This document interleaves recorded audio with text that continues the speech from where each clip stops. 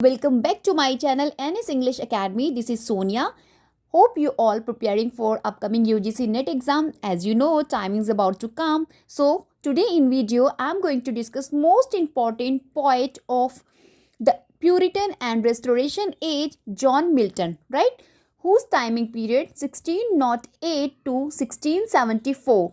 Let's discuss all the important facts, repeated questions as well as PYQs in this video and practice for crack this exam. Okay, so first question we have, in Paradise Lost, book 9th, Milton writes that Adam was overcome with dash, and so ate the forbidden fruit against his better knowledge, right? Before to knowing answer, first I'm going to discuss little bit about Paradise Lost.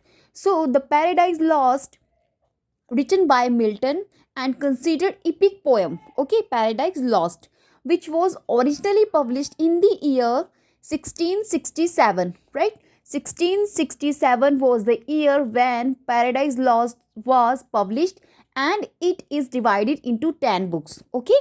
And the second edition of the poem came out with the 12 book. In the first edition there are 10 books, and the second edition there are 12 books which published 1674. Remember both the years. First edition with 10 books published 1667, the second edition with 12 books published 1674 by Milton, okay? And it is based on the biblical story of the fall of Adam and ewe और Adam को किस तरीके से fall हुआ, किस तरीके से उनको सिन में कन्वर्ट किया गया था, इसी स्टोरी को लेकर पैराडाइज लॉस्ट लिखा गया है, राइट? एंड ये जो स्टोरी है, the poem, epic poem, start begin in hell से स्टार्ट होती है, वेयर सैटन, जहाँ पे सैटन एंड हिज उसके जो भी फॉलोअर्स होते हैं are recovering from defeat, right, in a war, जो रिकवर कर रहे हैं डिफीट से, हार के बाद जो वार में हार हुई है उनकी, and they had against God, और वो अगेंस्ट है गॉड के, right? Because we are just talking about Satan, और सैटन हमेशा गॉड के अगेंस्ट ही रहे हैं. तो यहाँ पर ये लोग क्या कर रहे हैं स्टार्टिंग में, they plan to take revenge. अब वो प्लान कर रहे हैं रिवेंज लेने के लिए. किससे रिवेंज लेना चाहते हैं? Against God, right? और कैसे रिवेंज करेंगे? By seducing man his favourite creation. As we know that जो गॉड हैं उनके जो फेवरेट क्रिएशन है उनको मैन को कंसिडर किया जाता है, ह्यूमन बींग को कंसिडर किया जाता है. तो Satan was plan to seduce man, right, to whom consider favourite creation of God, right? तो सैटन क्या करता है? Satan transforms into the form of a serpent. First ही अपने आप को ट्रांसफॉर्म करता है किसमें? सर्पेंट में. Guys this fact also have been asked in UGC NET कि जो सैटन है किस में अपने आप को ट्रांसफॉर्म करता है. तो सैटन यहाँ पे ट्रांसफॉर्म कर रहा है into the form of a serpent and successfully seduced Eve, जिसमें वो सिड्यूस्ड कर देता है ईव को. कैसे करता है? Eve in the garden of Eden. Garden of Eden में जहाँ पे जाता है ईव, सैटन्स क्या करता है? ईव जो है वो एक फ्रूट खा लेता है. कौन सा फ्रूट खा लेता है? Forbidden tree, the fruit of the forbidden tree, वो खा लेता है Eve. Just because of that Adam जो होता है ऑल्सो ईट्स द फ्रूट. अब ईव ने भी खा लिया और एडम ने भी खा लिया. अब रिजल्ट क्या निकल रहा है? Result of it, their innocence, उनकी जो इनोसेंस है इज लॉस्ट. अब उनकी इनोसेंस क्या हो गई है? लॉस्ट हो चुकी है, क्योंकि उससे पहले उनको पता ही नहीं था they are human being and what is the meaning of life and how to live in the life. Just eat the forbidden fruit, they come to know कि they are in naked condition, okay? अब उनको क्या हो रहा है? They become aware of their nakedness. अब kind of feelings उनके अंदर आने लगी, उसी को क्या बोला गया है? सिन बोला गया है यहाँ पे, ठीक है? तो Adam and Eve are just because of that forbidden जो फ्रूट उन्होंने खा लिया, अब उनको एग्जाइल कर दिया गया है. कहाँ से? पैराडाइज से. क्यों? Because of the sin of disobedient to the word of God, क्योंकि उन्होंने गॉड के जो वर्ड है उनको क्या कर दिया? डिसओबीडियंट कर दिया, राइट? नेक्स्ट क्या होता है? ये जो इसी की वजह से एंड फाइनली जो सैटन था उसने जो रिवेंज लेने के लिए सोचा था and finally he fulfilled his planning, okay? So this is the work paradise lost. Milton ने इसको सजेस्ट किया था. इसका जो मेन सब्जेक्ट आप बोल सकते हैं man's disobedience, okay? This also can be asked in exams कि जो मिल्टन का पैराडाइज लॉस्ट है उसका मेन सब्जेक्ट क्या है? The subject is man's disobedience, okay? and the theme of his epic poem as a justifying the ways of God to man, right? So this is the theme, right? Again I'm repeating, justifying the ways of God to man. So this is the brief explanation I try to make you understand, so guys you easily answer the question. Okay, तो यहाँ पे आपसे पूछा है, in Paradise Lost book 9 Milton writes that Adam was overcome with female charm, right? Female charm, and so ate the forbidden fruit against his better knowledge, right? So the answer to this question, female charm. Okay, next move on, second question.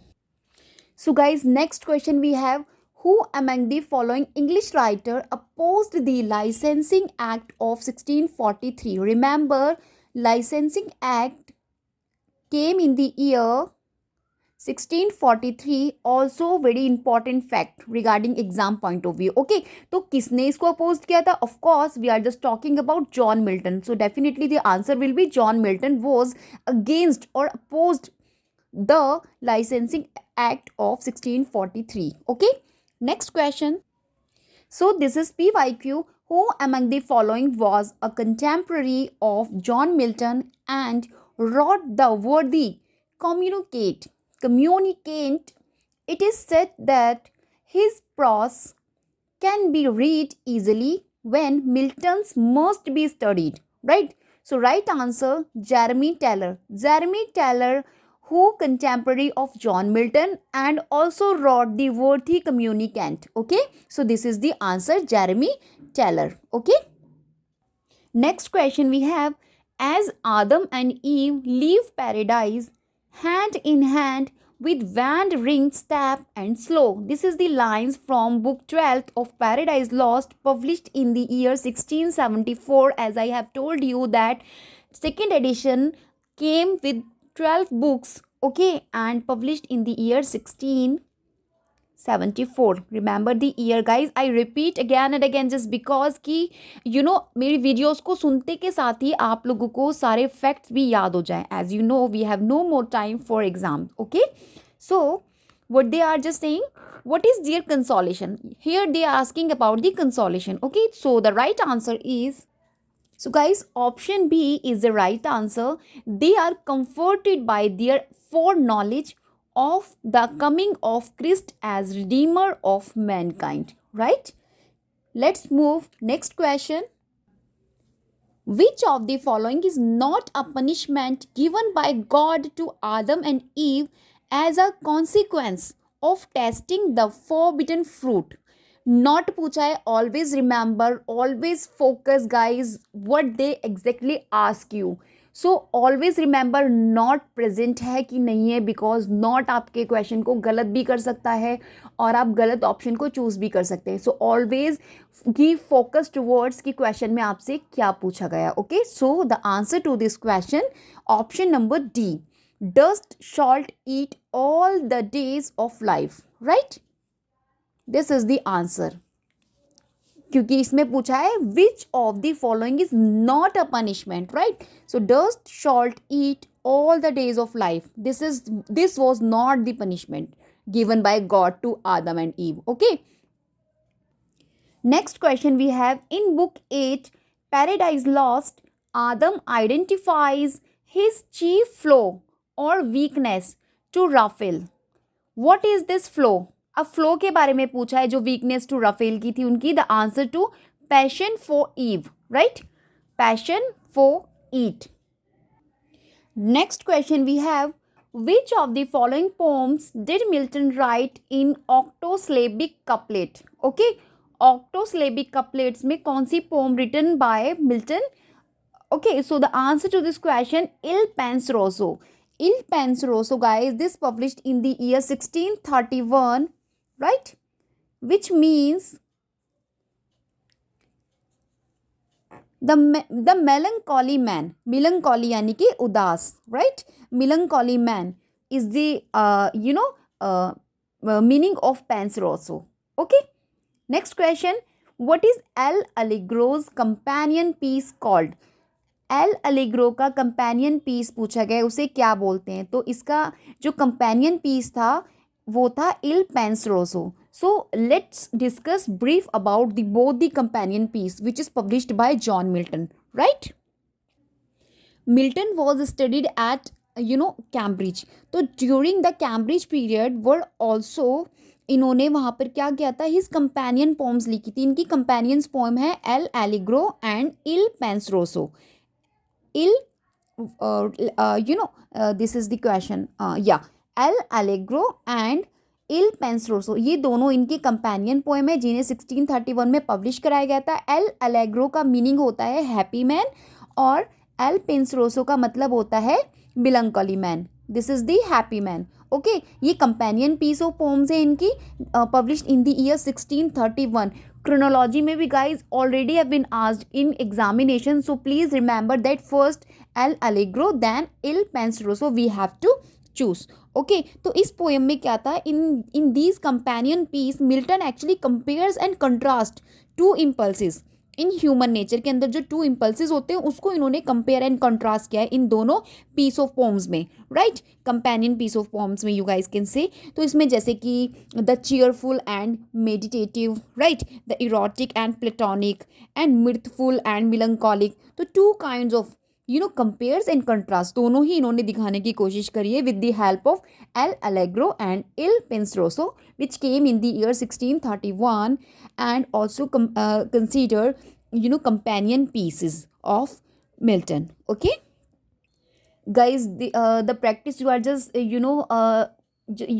the practice you just doing with the help of my video really will become very beneficial for you, because all the topic wise question I'm just going to discuss with you in this video. Trust me, these question will really help you, and also kinds of activeness in your mind. You guys can see that what kind of question, what kind of examiner question ask with particular poet or particular writer or author. So this is a good way to practice answers. So in these videos of mine daily I just upload videos, just give you solid revision for your examination. And you guys definitely you will see when you will be in your examination hall, definitely kind of confidence you guys feel, because particular topic से आपने जितने भी questions किए हैं ये सब आपके mind में अच्छे से set हो चुके होंगे. You also about come to know that what have you actually study, कि आपने आपको क्या पढ़ना है, तो आप इसके लिए भी आपका माइंड जो है अच्छे से फ्री हो चुका होगा. सो होप आपको मेरी वीडियोस पसंद आती हो. वीडियो में कहीं नहीं जाइएगा, please stay tune with my video till it and. Okay, अभी मैं और भी आपको क्वेश्चंस प्रैक्टिस करा रही हूँ. Next question we have, match the following elegies with the persons for whom they were written. बहुत ही स्मार्ट क्वेश्चन है and this question gives you 4 answers, right? 4 authors के बारे में 4 इंफॉर्मेशन आपको ईजिली मिल जाएंगी. First we have Lycidas, Arthur Hugh Clough, Adonais, H Hallam, right? देखो, एडवर्ड किंग रिटन किसके लिए? लिसिडास, ठीक है. लिसिडास किसकी मेमोरी में लिखी गई थी? Edward King, written by John Milton, to whom we study today. Okay, next we have A.H. Klug. A.H. Klug जो है वो किन के लिए लिखा गया है? Number second, this was written for kids, right? ये किसने लिखा है? Guys, don't confuse. So right answer to this question option number C. So first Lycidas goes towards number 6, यानी कि Edward King associated with Lycidas. And next we have option number 3rd, right? Adonis associated with Keats. Okay, Adonis is associated with Keats. Okay, let me match. Yeah, Keats. And next we have number 5th, which is in memoriam actually associated with A.H. Hallam. Okay, and next we have Thyrsis. Thyrsis is associated with A.H. Klug. Okay, Hope you're not getting confused with these. Okay, so just focus and just match them. Okay, guys, in front of you, you guys can according to you can match them. Okay, मैंने तो इस तरीके से match कर दिया है, but जैसा आपको अच्छा लगे you guys can match. But seriously, this is important fact, I'm just discussing with you. Next question.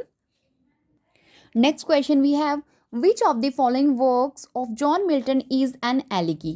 Right answer, Lycidas. Let me discuss first regarding Lycidas. Okay, so I have already make a note of it. Let's see. This is the Lycidas. Okay, yeah.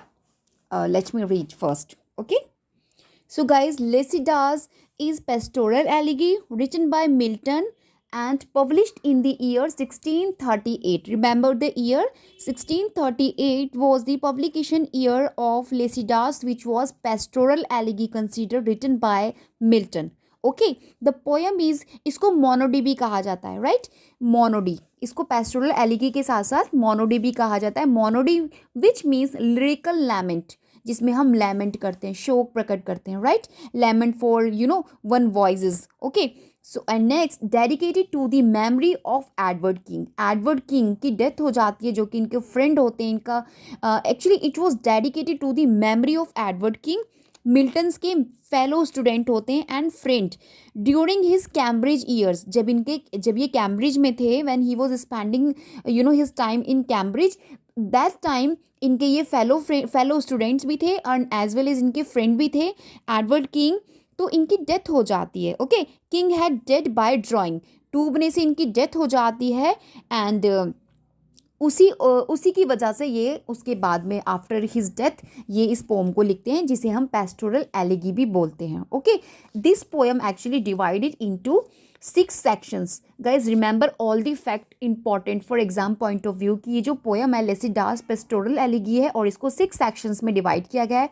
First we have prologue, right, और 4 इसके अंदर main parts हैं, जो कि main parts है 4 वो हैं, and number 6 and epilogue. These are the 6 sections in which this poem actually divided. And this poem also written in iambic pentameter. iambic pentameter में लिखी गई है irregularly, with irregularly इसको appear किया गया है. and short lines हैं इसके अंदर, 6 syllable हैं जिसके अंदर 6 syllables की short lines हैं इसके अंदर. total we have 193 lines, right. this poem actually in 193 lines poem है ये पूरी complete, जिसके अंदर short lines of 6 syllable की हैं, राइट, और जिनको मतलब डिवाइड किया गया है लाइंस को इनटू अ वर्ड्स पैराग्राफ में इरेगुलरली इनको डिवाइड किया गया है. चेंजिंग राइम्स स्कीम है इसके अंदर.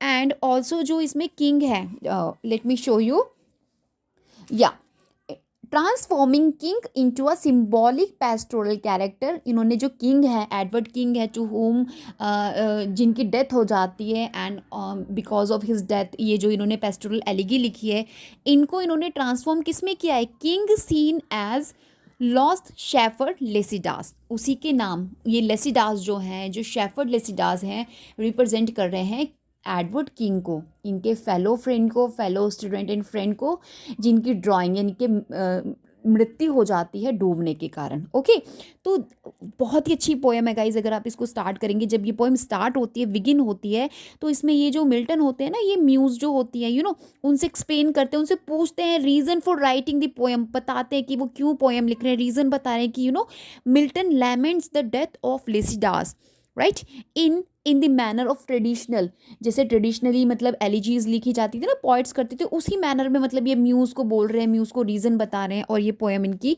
लिखी जा रही है. तो इस तरीके से ये शिफ्ट होते जा रहे हैं. फिर बाद में ये, और लास्ट में इस पोएम में क्या होता है, जो लास्ट की लाइन्स होती है उसमें जो लेसिडास जो होता है, जो पोएम है वो क्या कंक्लूड करती है कि जो लेसिडास है राइजिंग फ्रॉम द डेड, अब वो डेड से क्या हो गए, डेड से राइजिंग हो गए हैं, मतलब कि वो एक्सेप्ट कर चुके हैं कि वो अब उनका जो फ्रेंड है वो कहाँ पहुँच गया है, वो हेवन में चला गया है. And he entertain by saints, और वो सेंट्स के साथ एंटरटेन कर रहे हैं. लास्ट में उनको ये कंक्लूड किया जाता है पोएम के अंदर. पहले तो ये बहुत दुखी हैं कि मेरा फ्रेंड मेरे से छीन लिया, कि जिस समय मेरा फ्रेंड डूबा था तो सारे लोग कहाँ थे, क्यों नहीं उनको देख रहा था कोई, तो मतलब kind of question he just raise starting of the poem and last में क्या होता है, ये कंक्लूड हो जाते हैं, इनको इतना सेटिस्फैक्शन मिल जाता है कि अभी इनका फ्रेंड जो है वो कहाँ पर है, he is in heaven, heaven में चला गया है और अभी वो एंटरटेन कर रहा है किन के साथ, सैंड्स के साथ। गाइस बहुत ही अच्छी पोएम है, if you read this poem so definitely it will give you kinds of emotions raise while reading this poem. Okay, so let's I think this is enough about this poem. Okay, let's go ahead. Let's move next question of today's video. Which of the following statement it is not true about Areopagitica? देखो Areopagitica भी John Milton के द्वारा लिखी गई है और इसकी publication date है वो है 1644, राइट। 1644 में एरोपैजिटिका पब्लिश हो रहा था और ये क्वेश्चन मैनी टाइम एग्जाम में आ चुका है, क्रोनोलॉजी में आ चुका है, मैचिंग में आ चुका है। So guys remember the year of publication Areopagitica. It was published in 1644 में ये पब्लिश हुई है। It argues for the liberty of unlicensed printing. Unlicensed printing के लिए इसमें आर्ग्यू किया गया है, लिबर्टी ऑफ अनलाइसेंस प्रिंटिंग के लिए। जो मैंने अभी आपको एक्ट बताया था कि 1643 में आ रहा था, कौन सा एक्ट था वो, which I am just talking about, unlicense act, जो मैं आपको 1643 का भी पीछे मैंने आपके साथ डिस्कस किया था। तो उसी के एक ईयर बाद this work of Milton published Areopagitica in the year 1644 in which he argues for the liberty of unlicensed printing. Okay, and it pleads for British privileges regarding free trade. तो यहाँ पे इन्होंने प्लीड किया है British privileges को, किसके regarding, free trade के लिए, right. It is a speech addressed to the Parliament of England. This is not connected, not associated with this work. So this is not the answer, right? So guys, the right answer we have option number C, right? It pleads for British privilege regarding free trade. देखो free trade का यहाँ पे कोई बात नहीं हो रही है, यहाँ पे बात किसकी हो रही है, अनलाइसेंस प्रिंटिंग की बात हो रही है, इसके अगेंस्ट ये लोग बात कर रहे हैं, which publish 1644। So this was the not true, okay, in this options. It is a speech addressed to the Parliament of England. This is the right statement. So we have right statement A, B and D. Don't confuse guys. C is the answer to this question, okay.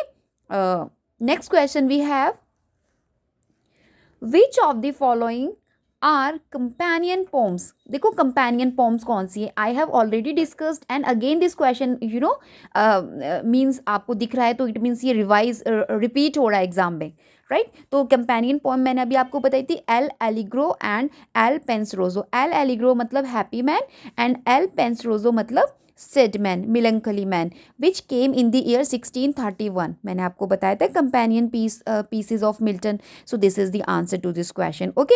Next question, an important question we have, match the following text with their respective theme. अपने इनके theme के according आपको इन text को match करना है। तो Areopagitica जो कि मिल्टन ने लिखा था, came in the year 1644। Then we have Leviathan which is came in, जो कि आपको हॉब्स ने लिखा था and published in the year 1651, right. Next we have Alexander's feast जो कि ड्रैडन ने लिखा था in the year 1697 and the way of the world which was written by Congreve in the year 1700.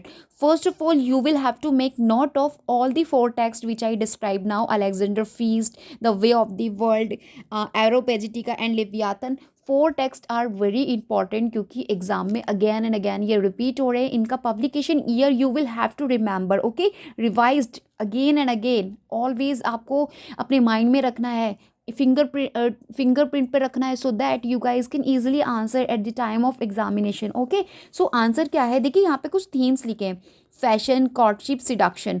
जो फैशन है, कॉर्टशिप है, seduction है, ये सब हमने कहाँ देखने को मिलता है, लेवियाथन जो कि हॉब्स के द्वारा लिखे गए है 16, अभी मैंने ईयर बताया 1651 में, right. And next we have the liberty for unlicense printing. I have already told you that this work is associated with Areopagitica, came in the year 1644, written by John Milton. Okay, next we have absolute sovereignty.